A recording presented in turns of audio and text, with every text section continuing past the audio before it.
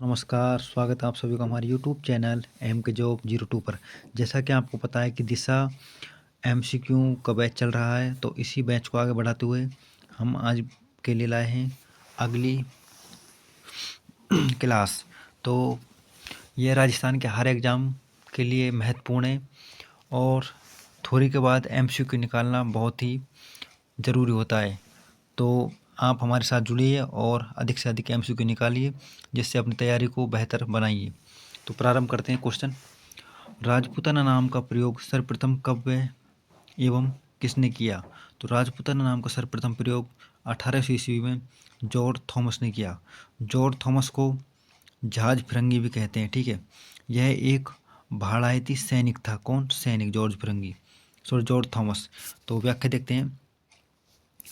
George Thomas 1800 ईस्वी में, जिसको जॉर्ज फिरंगी भी कहते हैं, द्वारा राजपूताना नाम का प्रयोग किया गया। कर्नल जेम्स टोड ने राजपूताना का इतिहास लिखते समय इसे राजस्थान शब्द की संज्ञा दी। 1829 ईस्वी में annals and antiquities of Rajasthan में इन्होंने व्याख्या की। 1949 ईस्वी से पूर्व राजस्थान नाम से कोई भी भौगोलिक प्रदेश अस्तित्व में नहीं था। राजस्थान शब्द का सबसे प्राचीन प्रयोग राजस्थान द्वितीय विक्रम संवत 682 ईस्वी में उत्कीर्ण वसंतगढ़ शिलालेख में मिलता है। वसंतगढ़ शिलालेख सिरोही जिले में स्थित है, ठीक है। स्वतंत्रता के बाद जब इस प्रदेश की विभिन्न रियासतों का एकीकरण हुआ तो 30 मार्च 1949 ईस्वी को इसका नाम सर्वसम्मति से राजस्थान रखा गया और 26 जनवरी 1950 को इसको राजस्थान के रूप में स्वीकार किया गया, ठीक है। नेक्स्ट क्वेश्चन देखते हैं। आज के राजस्थान को 19वीं शताब्दी में राजपूताना नाम किसने दिया? तो आज के राजस्थान को 19वीं शताब्दी में राजपूताना नाम कर्नल जेम्स टोड ने दिया, जिसको घोड़े वाले बाबा या राजस्थान के इतिहास का पिता भी कहा जाता है। नेक्स्ट क्वेश्चन है। अंग्रेजों के समय में राजस्थान को किस नाम से जाना जाता था? तो अंग्रेजों के समय में राजस्थान को राजपूताना, ठीक है, राजपूताना के नाम से जाना जाता था। मेवाड़ क्षेत्र को वर्तमान में उदयपुर और उसके आसपास क्षेत्र के रूप में जाना जाता है। मारवाड़, जोधपुर और उसके आसपास क्षेत्रों को मारवाड़ के रूप में जाना जाता है। चलते हैं नेक्स्ट क्वेश्चन की ओर। राजपूत वैदिक आर्यों की संतान है, इस मत के प्रतिपादक थे। राजपूत वैदिक आर्यों की संतान है, इस मत के प्रतिपादक सीवी वैद्य थे, जो कि ऑप्शन में नहीं है, ठीक है। तो इसका उत्तर होगा सीवी वैद्य, चिंतामणि विनायकन वैद्य, जिसका पूरा नाम है। तो इस क्वेश्चन का जो उत्तर होगा सीवी वैद्य होगा, ठीक है। और ये चारों ऑप्शन गलत हैं। देखते हैं। चौहान वंश की उत्पत्ति से संबंधित महत्वपूर्ण तथ्य दे रखे हैं इसमें। आबू, तो आबू पर्वत पर वशिष्ठ कुंड के उत्पन्न यानी कि अग्निवंशीय। तो चौहानों की उत्पत्ति के बारे में मानता है कि इनकी उत्पत्ति अग्निकुंड से हुई, जो कि आबू पर्वत पर वशिष्ठ ऋषि द्वारा किया गया। और इसके समर्थक हैं मोहनोत नैन्सी और सूर्यमल मिश्रण, ठीक है। चौहानों को प्राचीन क्षत्रियों की संतान मानने वाले हैं GH ओझा, CV वैद्य। और इनको सूर्य एवं चंद्रवंशी मानने वाले हैं, चौहानों को सूर्य चंद्रवंशी मानने वाले डॉक्टर गौरीशंकर हीराचंद ओझा, डॉक्टर दशरथनाथ शर्मा। और चौहानों को वैदिक आर्यों की संतान या विशुद्ध वैदिक कालीन क्षत्रिय की संतान मानने वाले हैं CV वैद्य, जो कि अपना अभी प्रश्न था, जिसका उत्तर है CV वैद्य, ठीक है। चौहानों को ब्राह्मण वंशीय मानने वाले हैं डॉक्टर DR भंडारकर और गोपीनाथ शर्मा। नेक्स्ट देखते हैं। सामाजिक आर्थिक प्रक्रिया की उपज, चौहानों को सामाजिक व आर्थिक प्रक्रिया की उपज मानने वाले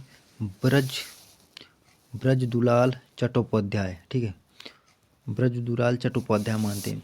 और चौहानों को मिश्रित अवधारणा मानने वाले देवी प्रसाद चट्टोपाध्याय। चौहानों को प्राचीन आदिम जातीय गौड़ खोकर आदि के वंशज मानने वाले हैं BM स्मिथ और कर्नल जेम्स टॉड, और इनके समर्थक थे विलियम क्रुक, जो इनको गॉड, खोकर और विदेशी जाति से मानने वाले हैं। देखते हैं यूची कुषाण जाति के वंशज, और इन कुषाण जाति के जो वंशज मानने वाले हैं वह है अलेक्जेंडर कनिंघम।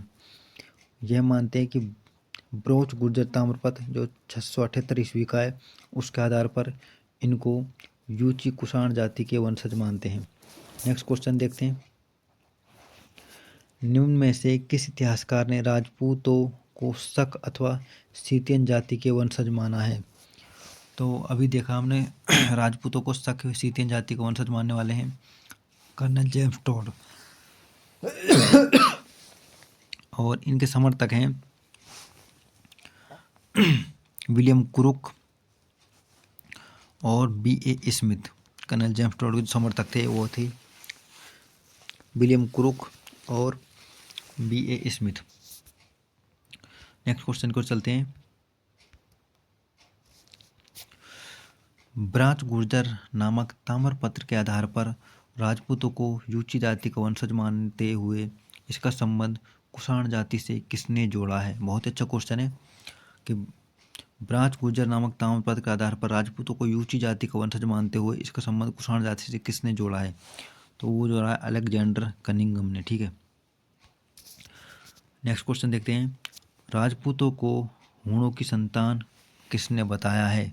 तो राजपूतों को हूणों की संतान B.A. स्मिथ ने बताया है। ठीक है, नेक्स्ट क्वेश्चन है, पृथ्वीराज रासो के अनुसार राजपूतों की उत्पत्ति हुई है। तो पृथ्वीराज रासो के अनुसार राजपूतों की उत्पत्ति हुई है अग्निकुंड से, और अग्निकुंड के सिद्धांत के जो समर्थक थे वो कौन कौन थे? वो थे मोहनोत नैन्सी और सूर्यमल मिश्रण। सूर्यमल मिश्रण जी भी यह मानते हैं कि इनकी उत्पत्ति अग्निकुंड से हुई है। ठीक है, व्याख्या देखते हैं, चंद्रवरदाई ने पृथ्वीराज रासो में उल्लिखित, चंद्रवरदाई जो पुस्तक है वह है पृथ्वीराज रासो में उल्लिखित किया कि आबू पर्वत पर एक विशाल अग्निकुंड से गुरु वशिष्ठ एवं विश्वामित्र ने 4 योद्धाओं गुर्जर प्रतिहार, चालुक्य, चाहमान जिनको चौहान बोलते हैं, परमार उत्पन्न हुए थे। तो इनका मानना है कि यहाँ से 4 योद्धा उत्पन्न हुए थे, गुर्जर प्रतिहार, चालुक्य, चाहमान और परमार। नेक्स्ट क्वेश्चन है, निम्नलिखित में से किस विद्वान के अनुसार राजपूतों की उत्पत्ति अग्निकुंड से हुई है? तो हमने ऊपर देखा है, तो राजपूतों की उत्पत्ति अग्निकुंड से मानने वाले कवि चंद्रवरदाई और मोहनोत नैन्सी। ठीक है, नेक्स्ट क्वेश्चन है, कौन सा रासो राजपूतों की उत्पत्ति को अग्निकुंड से संबंधित करता है? तो कौन सा करता है? पृथ्वीराज रासो। पृथ्वीराज रासो के लेखक भी देखा हमने, कौन है? चंद्रवरदाई। ठीक है, पृथ्वीराज रासो के लेखक चंद्रवरदाई है, और पृथ्वीराज रासो जो पिंगल भाषा में, ठीक है, 2 प्रकार की जो शैली होती है राजस्थान में, एक तो पिंगल और एक डिंगल, तो यह पिंगल भाषा में लिखा हुआ साहित्य। नेक्स्ट क्वेश्चन देखते हैं, निम्न में से किस राजवंश ने अपना उद्गम मिथकीय अग्निकुंड से नहीं जोड़ा है? तो निम्न में से किस राजवंश ने अपना उद्गम मिथकीय अग्निकुंड से नहीं जोड़ा है?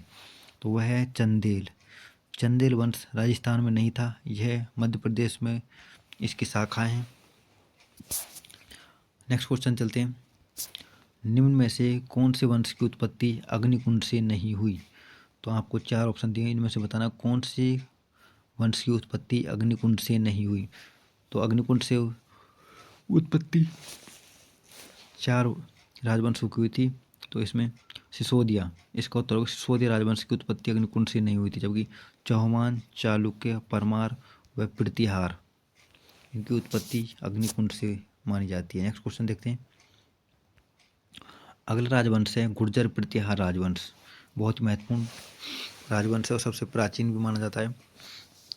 इतिहासकार R.C. मजूमदार के अनुसार गुर्जर प्रतिहारों ने कितनी शताब्दी तक, प्रतिहारों वंश का शासन मुख्यतः 6वीं सदी से 12वीं सदी तक माना जाता है। ठीक है, तो इसका उत्तर 6वीं सदी से 12वीं सदी तक, जबकि इसमें है नहीं। प्रसिद्ध इतिहासकार रमेश चंद्र मजूमदार के अनुसार गुर्जर प्रतिहारों ने 6वीं सदी से 12वीं सदी तक अरब आक्रमणकारियों के लिए बाधक का काम किया।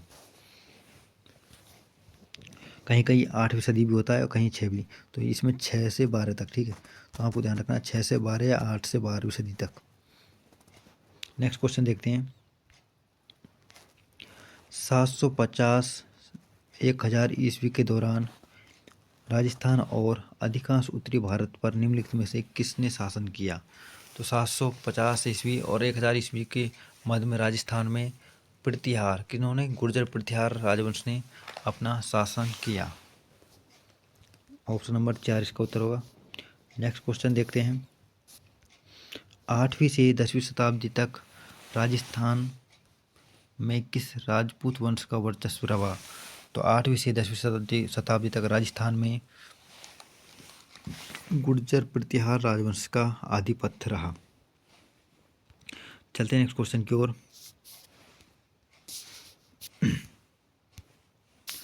निम्न में से किसने अभिलेखों में प्रतिहारों को गुर्जर कहा है? तो बहुत ही अच्छा क्वेश्चन है। तो यह है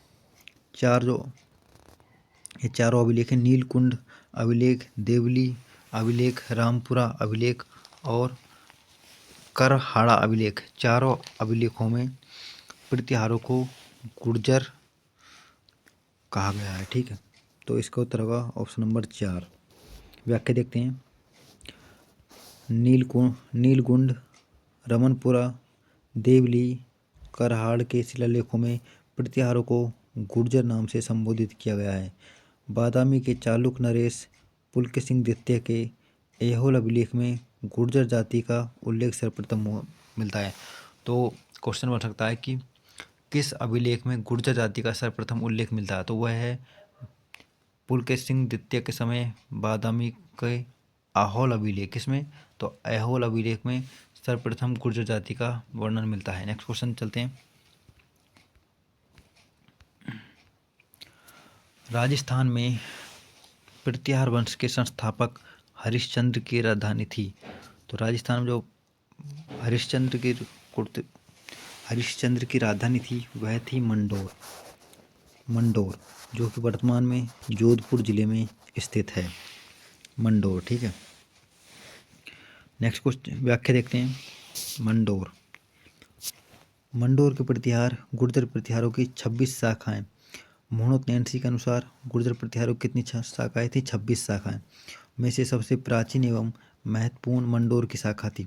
जोधपुर 837 ईस्वी में, घंटियाल 861 ईस्वी में शिलालेखों के अनुसार हरिश्चंद्र नामक ब्राह्मण, जिसको रोहिल द्वितीय कहा जाता है, कि 2 पत्नियां थी। कितनी? 2 पत्नियां। एक ब्राह्मण थी और दूसरी छत्राणी भद्रा, जिसका नाम था भद्रा। ब्राह्मण पत्नी से उत्पन्न संतान ब्राह्मण प्रतिहार, जबकि छत्राणी रानी भद्रा से उत्पन्न संतान क्षत्रिय प्रतिहार कहलाए। भद्रा के 4 पुत्र थे। कौन कौन से? भोगभट्ट, कद्दक, रज्जिल और देह। एक बार दोबारा देखते हैं। भोगभट्ट, कद्दक, रज्जिल, देह, ये थे भद्रा के 4 पुत्र। इन चारों ने मिलकर मंडोर को जीतकर गुर्जर प्रतिहार वंश की स्थापना की। वैसे रज्जिल तीसरा पुत्र था, जो रज्जिल नाम का था वो तीसरा पुत्र था, लेकिन मंडोर की जो सबसे महत्वपूर्ण वंशावली इससे प्रारंभ होती है। इसी शाखा का नागभट्ट प्रथम, जो रज्जिल का पोता था, वह बड़ा प्रतापी शासक था। जब उसने देखा कि मंडोर में प्रतिहारों की स्थिति सुदृढ़ हो गई, तो उसने अपनी राजधानी को वहां से बदलकर मेड़ता स्थापित किया, जो मंडोर से लगभग 60 मील दूर है। चलते हैं नेक्स्ट क्वेश्चन की ओर। प्रतिहार शासकों में रोहिल द्वितीय के नाम से किसे जाना जाता है? तो रोहिल द्वितीय के नाम से हरिश्चंद्र प्रतिहार को जाना जाता है। हरिश्चंद्र प्रतिहार का भी देखा अपन ने, 2 पत्नियां थी, एक ब्राह्मण पत्नी और एक क्षत्रिय पत्नी। क्षत्रिय पत्नी से 4 पुत्र प्राप्त हुए और उन्होंने मंडोर शाखा की स्थापना की। चलते हैं नेक्स्ट क्वेश्चन की ओर। मंडोर के प्रतिहार माने जाते हैं। बहुत ही अच्छा क्वेश्चन। तो मंडोर के जो प्रतिहार हैं वह क्षत्रिय माने जाते हैं, क्योंकि यह क्षत्रिय पत्नी भद्रा से उत्पन्न हुए थे। नेक्स्ट क्वेश्चन, प्रतिहारों की कौन सी शाखा सर्वाधिक पुरानी मानी जाती है? तो प्रतिहारों की जो मंडोर शाखा है वह सबसे प्राचीन मानी जाती है। नेक्स्ट क्वेश्चन चलते हैं। मंडोर के प्रतिहार शासकों में निम्नलिखित में से कौन सा व्याकरण, तर्कशास्त्र, ज्योतिष, कला और काव्य रचना में कुशल थे और उन्हें प्रत्यक्ष रूप से एक से अधिक शाखाओं में प्रतिष्ठित कवि के रूप में स्वीकार किया गया है? बहुत ही अच्छा क्वेश्चन है। तो वह कौन थे? कक, भद्रा रानी के पुत्र कक, जो एक व्याकरणविद थे, जो एक कुशल योद्धा थे, जो एक कई भाषा को जानने वाले थे, वो कहते कक। ठीक है। नेक्स्ट क्वेश्चन देखते हैं। व्याख्या। राजा कक ने बुदागिरी यानी कि वर्तमान बिहार में गौड़ शासक धर्मपाल को परास्त किया। वह व्याकरण, ज्योतिष, तर्क और सर्व भाषाओं के कवित्व में निपुण थे। नेक्स्ट क्वेश्चन देखते हैं। प्रतिहार वंश की मंडोर शाखा के किस शासक ने अपनी राजधानी मंडोर से मेड़ता स्थानांतरित की? तो वह था शासक नागभट्ट। नागभट्ट ने अपनी राजधानी मंडोर से मेड़ता, ठीक है, मेड़ता में स्थानांतरित की। व्याख्या देखते हैं। नागभट्ट बहुत ही महत्वपूर्ण शासक है। नागभट्ट प्रथम नरभट्ट का पुत्र था। तो नागभट्ट प्रथम था वह नरभट्ट का पुत्र था। इसे नाहड़ भी कहते हैं। घंटियाल शिलालेख के अनुसार नागभट्ट ने मंडोर के पूर्व में अपनी सीमा का विस्तार किया, मैदान तक यानी कि मेड़ता को अपनी राजधानी बनाया। तो नागभट्ट प्रथम ने अपनी राजधानी मेड़ता को बनाया। नागभट्ट की रानी जज्जिका देवी ने से 2 पुत्र प्राप्त हुए। तो जो नागभट्ट प्रथम की पत्नी का नाम था जज्जिका, ठीक है, और इसके 2 पुत्र प्राप्त हुए, एक तो तात, दूसरा भोज। जो तात पुत्र था उसने अपने भाई को मंडोर सौंपकर संन्यास ग्रहण किया। जो तात था वह एक सन्यासी बन गया, जबकि भोज मंडोर का शासक बना। नेक्स्ट क्वेश्चन देखते हैं। मंडोर के प्रतिहार वंश से संबंधित प्रारंभिक शासक का नाम था। तो जो मंडोर के प्रतिहार वंश से संबंधित प्रारंभिक शासक है उसका नाम था नागभट्ट प्रथम। ठीक है। वैसे तो गुर्जर प्रतिहार जो वंश की शाखा है बहुत ही प्राचीन है, लेकिन यहाँ पर मंडोर का जो प्रारंभ हुआ था वह हुआ था नागभट्ट प्रथम से। ठीक है। नागभट्ट प्रथम किस राजवंश से संबंधित है? तो ये कुछ थे गुर्जर प्रतिहार। बहुत ही साधारण क्वेश्चन है। अगला क्वेश्चन, प्रतिहार शासक जिसने सर्वप्रथम जालौर को अपनी राजधानी बनाया था। तो जालौर को अपनी राजधानी बनाने वाले थे नागभट्ट प्रथम। व्याख्या देखते हैं। कन्नौजी प्रतिहारों की नामावली नागभट्ट प्रथम से प्रारंभ होती है। तो जो कन्नौज के प्रतिहार गुर्जर प्रतिहार राजवंश से शासक हैं उनकी जो वंशावली प्रारंभ होती है वह होती है नागभट्ट प्रथम से। कन्नौज प्रतिहार की प्रवर्तक नागभट्ट प्रथम को नागावलोक भी कहते हैं। जो कन्नौज के प्रतिहार वंश के जो शासक हैं वह नागभट्ट प्रथम को नागावलोक भी कहते थे। नागभट्ट प्रथम को राजा भोज की ग्वालियर परिस्थिति में नारायण की उपाधि दी गई है।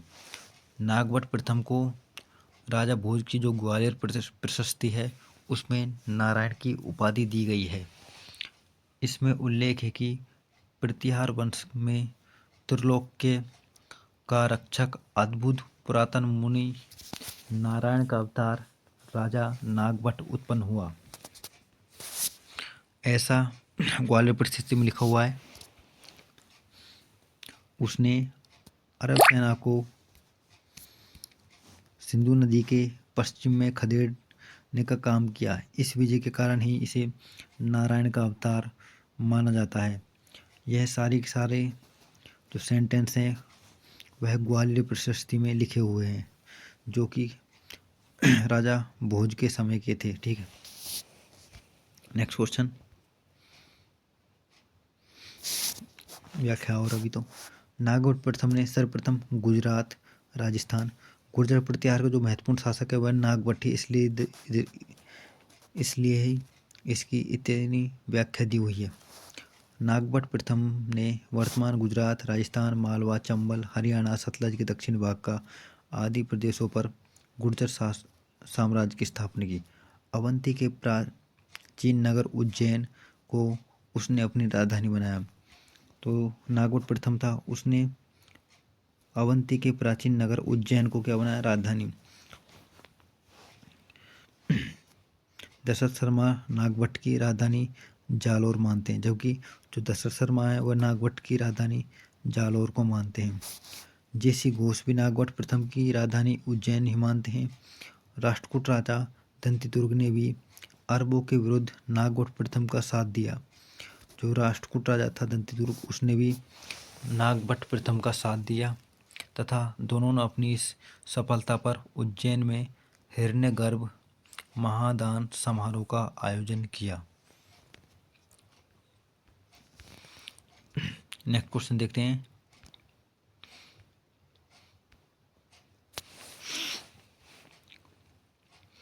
निम्नलिखित में से प्रतिहार शासक नागवट प्रथम के बारे में कौन सा कथन सही है? बहुत ही अच्छा क्वेश्चन है। पहला, वे वत्सराज के पुत्र थे। नहीं, जो नागवट प्रथम है वह वत्सराज के पुत्र नहीं थे। ठीक है, इन्होंने लगभग 50 वर्षों तक शासन किया। नागवट प्रथम ने 50 वर्षों तक शासक नहीं किया।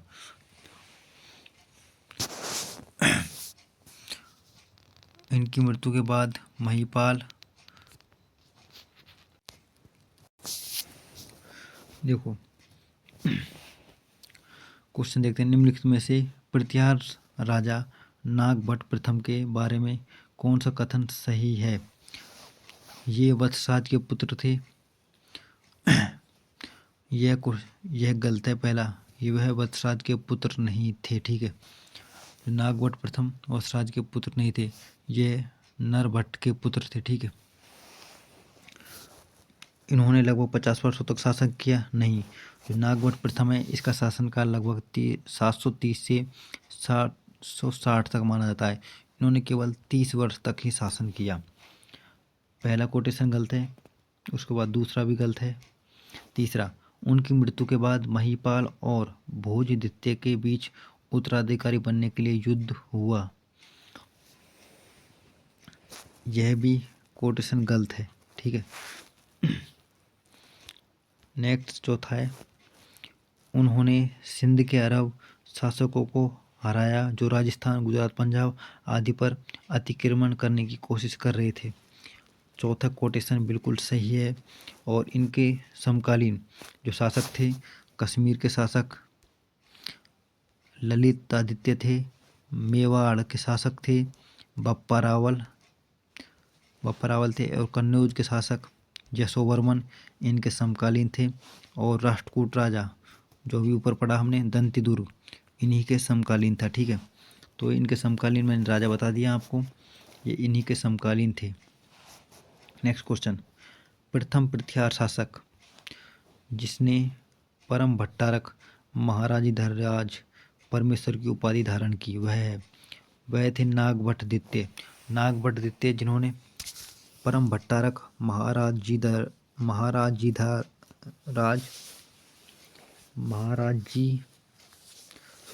परम भट्टारक महाराजाधिराज परमेश्वर की उपाधि धारण की, वह थे नागभट्ट द्वितीय।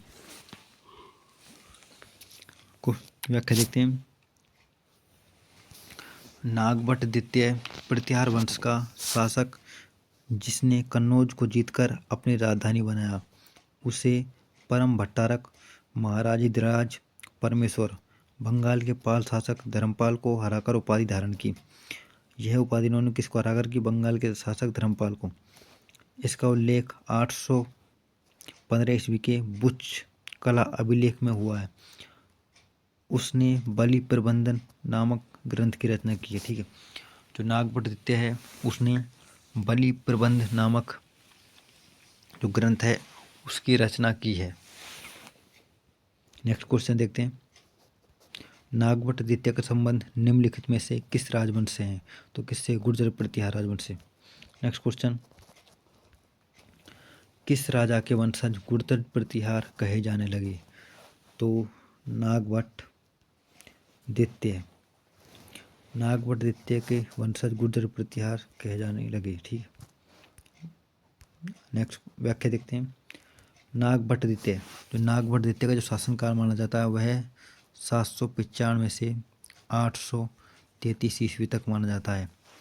और नागभट्ट जो द्वितीय है इसके पिता का नाम ध्यान रखना वत्सराज, वत्सराज था और माता का नाम सुंदरी या सुंदर देवी। ठीक है, सुंदर देवी। और ये ऐसा माना जाता है यह दुर्गा माँ यानी कि भगवती देवी के प्रसिद्ध भक्त थे। नेक्स्ट क्वेश्चन देखते हैं, आदि वराह की उपाधि किस राजपूत शासक ने धारण की? वह है, तो आदि वराह की उपाधि जिस शासक ने की वह है मिहिर भोज। ठीक है, मिहिर भोज, यह भी गुर्जर प्रतिहार राजवंश का बहुत ही महत्वपूर्ण शासक है मिहिर भोज। इसने आदि वराह की उपाधि धारण की।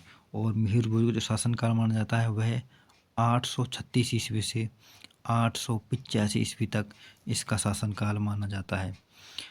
और मिहिर भोज के जो पिता थे उनका नाम था रामभद्र।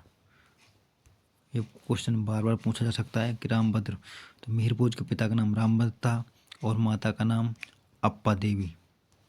ठीक है, और गुर्जर प्रतिहार राजवंश का एक महत्वपूर्ण शासक जिन्होंने अपने पिता की हत्या की वह कौन है? मिहिर भोज है। इसको ही गुर्जर प्रतिहार में पितृहंता कहा जाता है। व्याख्या देखते हैं, प्रतिहार शासक मिहिर भोज 836 ईस्वी से 885 ईस्वी तक भोज प्रथम, प्रभास आदि वराह उपाधियां प्राप्त की। ग्वालियर प्रशस्ति मिहिर भोज प्रथम की देन है। तो जो ग्वालियर प्रशस्ति है वह मिहिर भोज प्रथम की ही देन है। नेक्स्ट क्वेश्चन देखते हैं, किस प्रतिहार राजा के काल में प्रसिद्ध ग्वालियर प्रशस्ति की रचना की? तो प्रसिद्ध जो ग्वालियर प्रशस्ति है उसकी रचना भोज प्रथम या मिहिर भोज प्रथम के शासनकाल में की गई। नेक्स्ट क्वेश्चन देखते हैं, कौन सी पुस्तक गुर्जर प्रतिहार वंश के मिहिर भोज द्वारा रचित नहीं है? जो मिहिर भोज थे वह एक अच्छे लेखक भी थे और इन्होंने विभिन्न पुस्तकों की रचना की थी। जैसे पहली है सर्वस्य श्रृंगार प्रकाश और दूसरी है कृत कल्पतरु,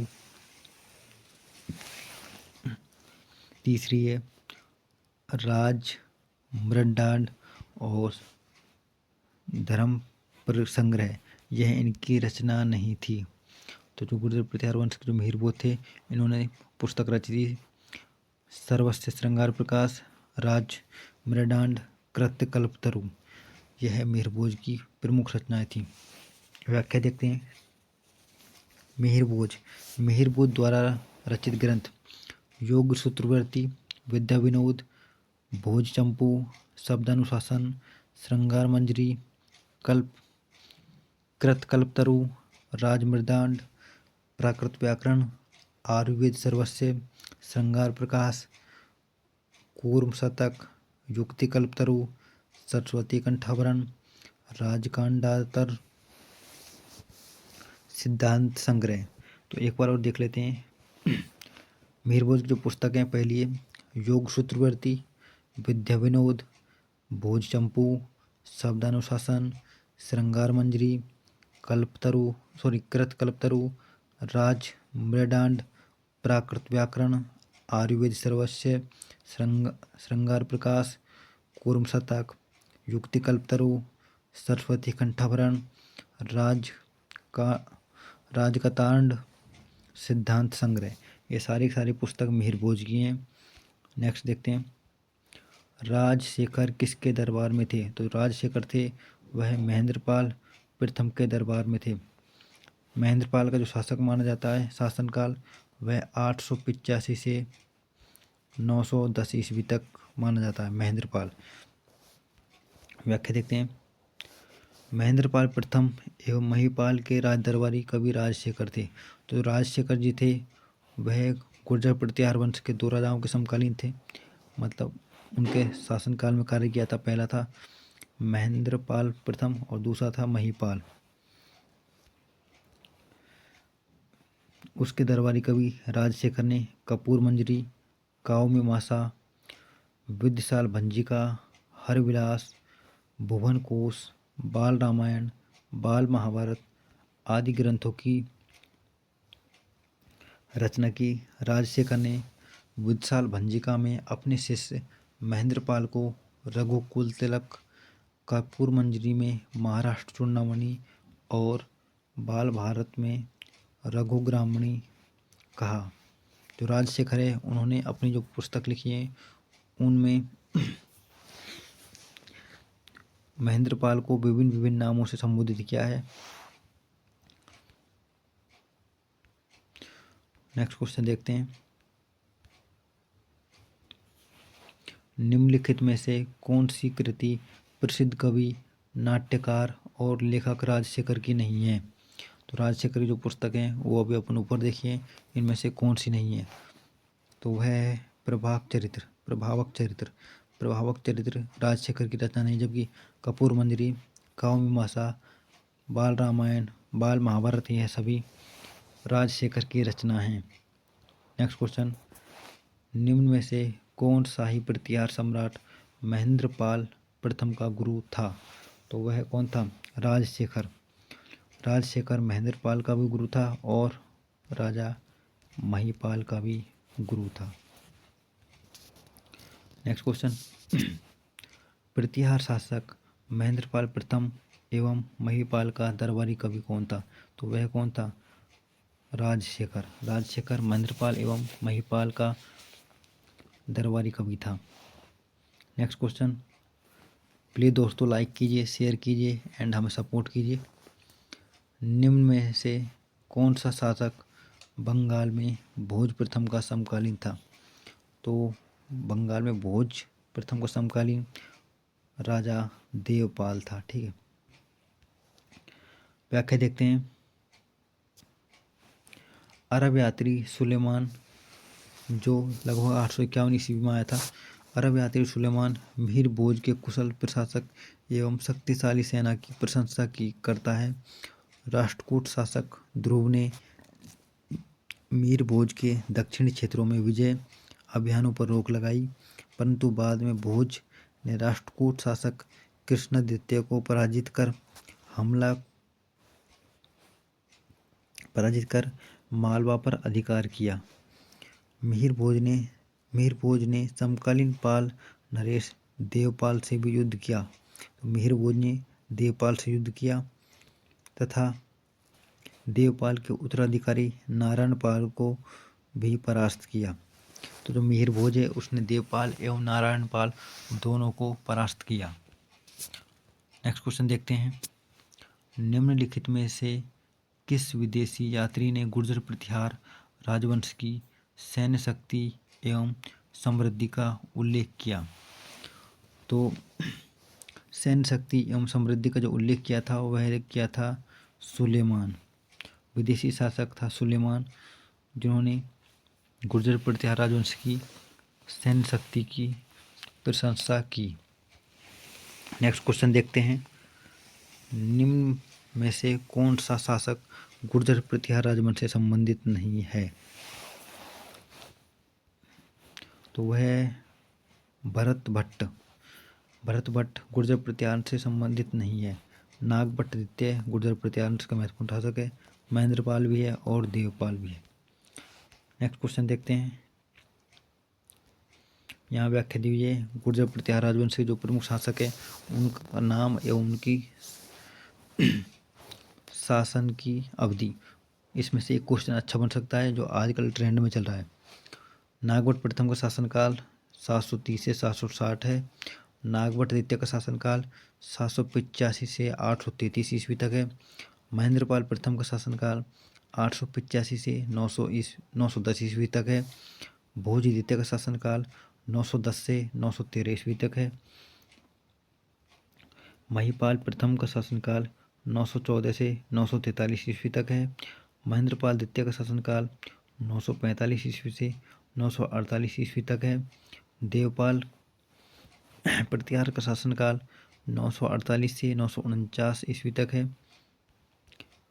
एवं त्रिलोचन पाल का शासनकाल 1019 से 1027 ईस्वी तक है। और जो गुर्जर प्रतिहार का अंतिम शासक था वह था यशपाल। ठीक है। इलाहाबाद के कड़ा नामक स्थान पर 1036 ईस्वी का लेख मिला है जिसमें यशपाल के दान का वर्णन है। इसके पश्चात किसी अन्य प्रतिहार नरेश का नाम ज्ञात नहीं होता।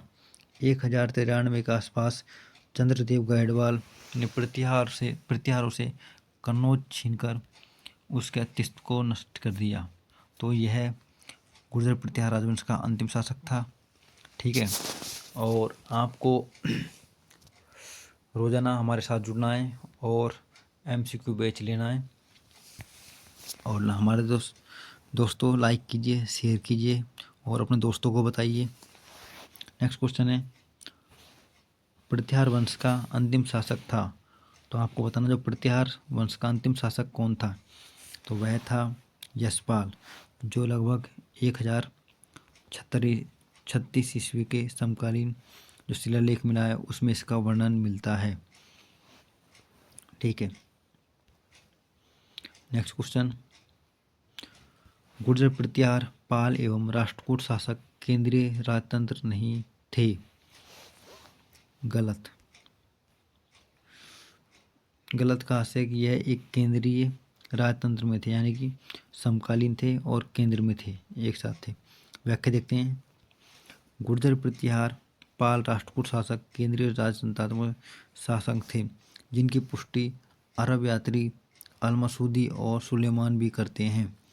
शासन की सुविधा की दृष्टि से प्रांतों में विभाजित किया गया, जिसके अधिकारी राजस्थानीय राजपुरुष कहलाते थे। तो प्रतिहार पाल और राष्ट्रकूट यह आपस में केंद्रीय सत्तात्मक राजतंत्र में रहते थे। नेक्स्ट क्वेश्चन है, प्रतिहार शिलालेखों में पदाधिकारियों का उल्लेख यह आता है। तो क्या आता है, राजपुरुष।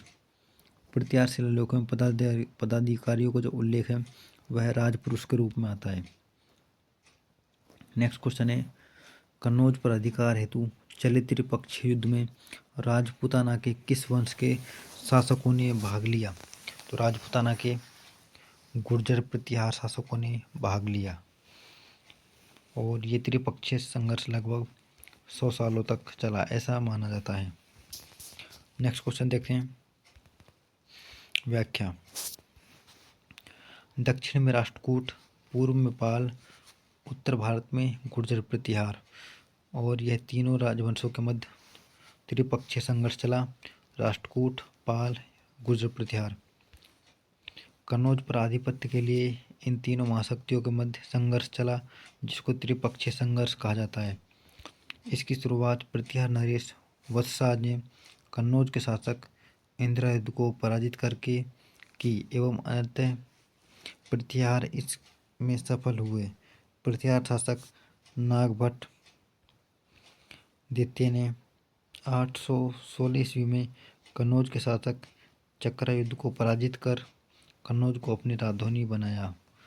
तो कन्नौज का शासक जो चक्रयुध था उसको पराजित कर कन्नौज को अपनी राजधानी बनाया और यह युद्ध लगभग 100 वर्षों तक चला।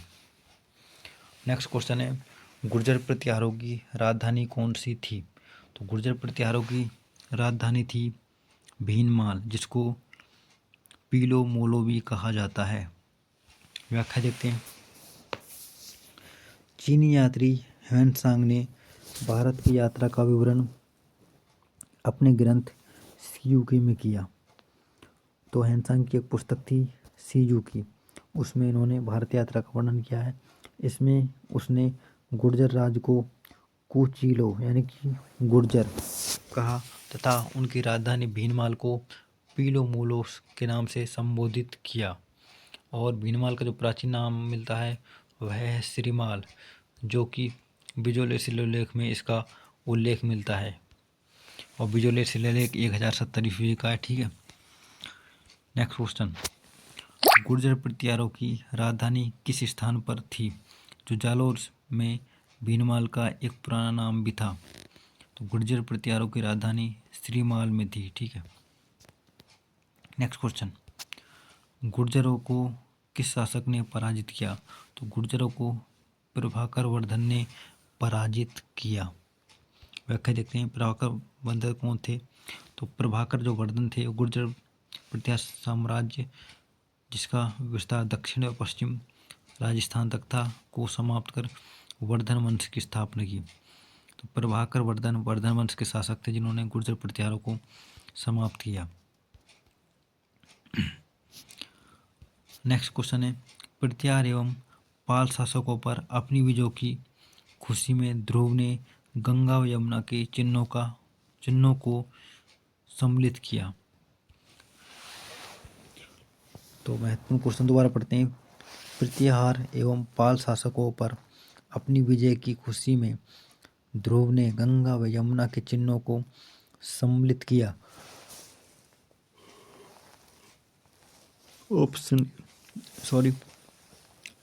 ऑप्शन ए राष्ट्रकूट कुल चिन्ह L Boman, option B Chola कुल चिन्ह एल बमन में, ऑप्शन सी चंदेल कुल बलवम में, और डी देखते हैं पाल कुल चिन्ह एल बम बम। तो इसका उत्तर होगा ऑप्शन नंबर 1 राष्ट्रकूट कुल चिन्ह। ठीक है, जो गुर्जर प्रतिहार शासक था उन्होंने जो अपने चिन्ह सम्मिलित किए थे उसको राष्ट्रकूट कुल चिन्ह कहते हैं। व्याख्या देखते हैं, ध्रुव ने अवंती नरेश वत्सराज पाल नरेश धर्मपाल पर आक्रमण कर उन्हें परास्त किया। बड़ौदा अभिलेख में यह स्पष्ट होता है कि इस विजय के उपलक्ष्य में राष्ट्रकूट शासक ध्रुव ने राष्ट्रकूट कुल चिन्ह एम्बलम में गंगा व यमुना के चिन्हों को सम्मिलित किया है। नेक्स्ट क्वेश्चन देखते हैं, जोधपुर के नज़दीक वह एक स्थान जो हिंदू एवं जैन मंदिरों के लिए प्रसिद्ध है, जिसका निर्माण 8वीं से 12वीं शताब्दी के बीच गुर्जर प्रतिहार राजवंश ने करवाया। तो वह कौन सा मंदिर है? ओसिया मंदिर, जो गुर्जर प्रतिहार से संबंधित है। व्याख्या देखते हैं, ओसिया जोधपुर से लगभग 65 किलोमीटर दूर फलोदी मार्ग पर स्थित ओसिया में श्वेतांबर जैन मंदिर, ओसवाल समाज की कुलदेवी सच्ची माता का मंदिर, सूर्य मंदिर के अलावा 16 मंदिर हैं, जिनका निर्माण लगभग 7वीं से 10वीं शताब्दी के मध्य प्रतिहार राजाओं ने करवाया था। तो जो ओसवालों की माता है वह भी कहाँ पर है? ओसिया जोधपुर में। नेक्स्ट क्वेश्चन, जोधपुर के निकट ओसिया में मंदिरों का निर्माण करवाया गया है। तो जो ओसिया में मंदिरों का निर्माण करवाया वह है गुर्जर प्रतिहार शासकों के द्वारा। नेक्स्ट क्वेश्चन, ओसिया में महावीर स्वामी को समर्पित जैन मंदिर का निर्माण किस राजा के काल में हुआ? तो ओसिया में जो जैन मंदिर है उनका निर्माण किस राजा के काल में हुआ? तो वह था राजा वत्सराज प्रतिहार। ठीक है, तो प्रतिहारों का महान शासक था वत्सराज प्रतिहार।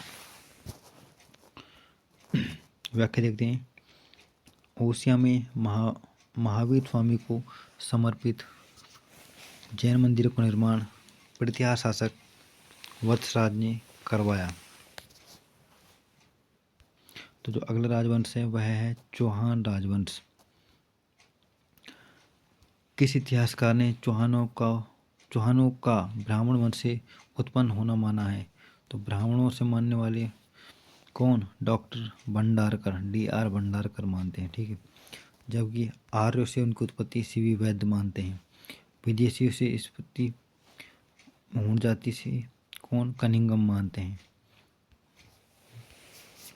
नेक्स्ट प्रश्न देखते हैं। व्याख्या। चौहानों की उत्पत्ति के विभिन्न मत। ब्राह्मण वंश से। चौहानों को ब्राह्मण वंश से मानने वाले डॉक्टर दशरथ शर्मा, डॉक्टर गोपीनाथ शर्मा और कायम खां रासो। नियामत खां की एक पुस्तक है कायम खां रासो, जिसमें भी चौहानों को ब्राह्मण वंश से ही माना गया है। चौहानों को अग्निकुंड की उत्पत्ति से मानने वाले पृथ्वीराज रासो और मोनोतनैंसी सूरमल मिश्रण आदि अग्निकुंड से मानते हैं। ऐसा माना जाता है कि इनकी उत्पत्ति चौहानों की सिरोही में वशिष्ठ ऋषि द्वारा किए गए यज्ञ से हुई, जिनमें 4 राजवंशों की उत्पत्ति हुई, जिसमें गुर्जर, प्रतिहार, परमार, चालुक्य व चौहान। चौहानों को सूर्यवंशी मानने वाले पृथ्वीराज विजय, हमीर महाकाव्य, हमीर रासो, सुरजन चरित्र, चौहान प्रशस्ति, वेदला शिलालेख, इतिहास आदि गौरीशंकर हीरचंद ओझा भी इनको सूर्यवंशी मानते हैं। तो पृथ्वीराज रासो के जो लेखक कौन थे, वह कौन थे, जोधराज, ठीक है। और हमीर महाकाव्य के लेखक नैनचंद सूरी, हमीर रासो के लेखक जोधराज पृथ्वीराज विजय के लेखक थे जयनक, ठीक है। पृथ्वीराज विजय के लेखक जयनक, हमीर महाकाव्य के लेखक नैनचंद सूरी, हमीर रासो के लेखक थे जोधराज और सुरजन चरित्र के लेखक थे चंद्रशेखर। और ठीक है, उसके बाद चौहान प्रशस्ति, वेदला शिलालेख, इतिहासकार गौरीशंकर हीरचंद ओझा भी इनको सूर्यवंशी मानते हैं।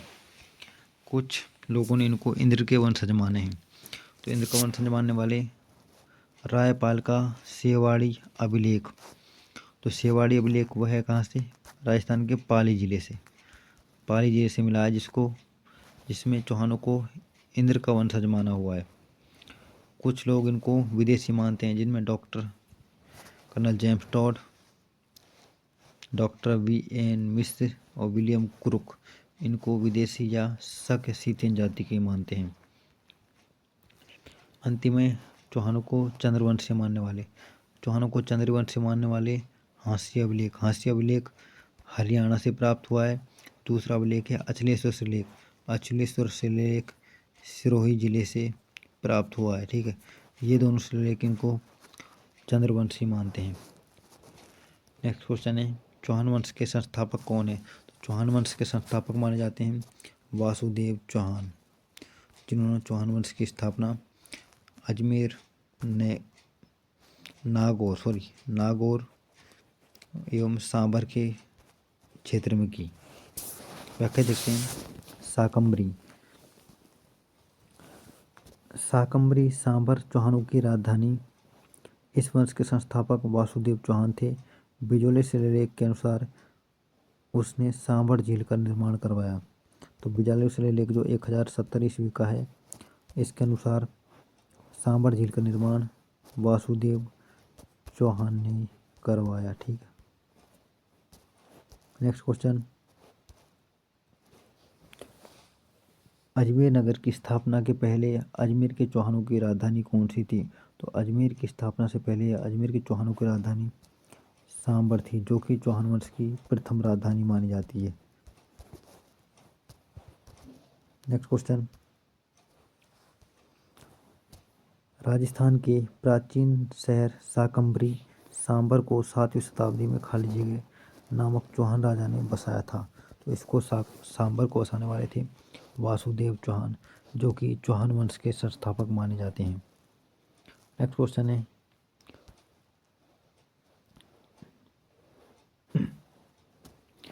चंद्रराज की रानी रुद्राणी जो पुष्कर में प्रतिदिन 1000 दीपक जलाकर भगवान महादेव की उपासना करती थी, किस वंश से थी। तो वह चौहान वंश से थी, ठीक है। वह थी चौहान वंश से, जिसका नाम था रानी रुद्राणी, ठीक है, रुद्राणी। और इनके पति का नाम था चंदनराज। नेक्स्ट क्वेश्चन देखते हैं। व्याख्या।